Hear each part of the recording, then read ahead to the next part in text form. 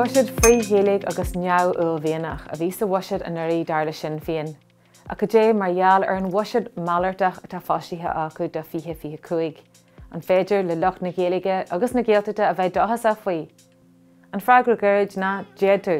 Seo cuaig rud a thugmuid santa stáibh. Bhuisead aonta ullmhéanach atá ó thaobh na Gaeilge agus na Gaeltachte. 63.2 milliún atá luaite le cuasaí Gaeilge agus Gaeltachte.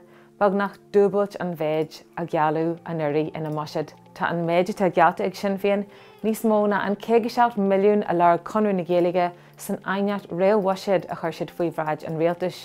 Tá má Shinn Féin a gcuacht, deir an páirtí go dtórthaidís 500 in aghaidh fáiste de haulaí atá tógáil páistí le Gaeilge sa Gaeltacht. Ciste 2.1 milliún atá sa bhuisead malartach le scéim Lord na Gaeilge thuirte rais. Gachiad seasca in aghaidh fáiste a ddíchtí le teaghlaí nuair chuirú dearú leis an scéim in 2011.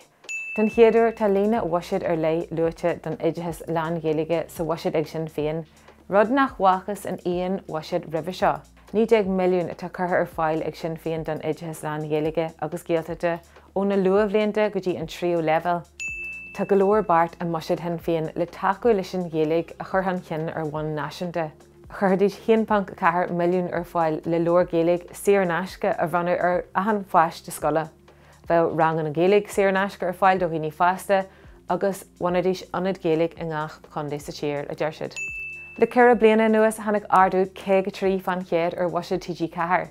Má éiríonn le Shinn Féin a bheith réaltas, is léir go leanthaí leis an nó seo chur go mór le bhuisead TG4 agus ardú 22 fan chéad ar bhuisead na bliana sicáte gealta de TG4. Cinse is bhuisead malartach ullmhéanach tin seo, agus fiú cibhnú gur ferrasta a bheith flaithúil nuair nach tusa tá mun an sparan in áiríre.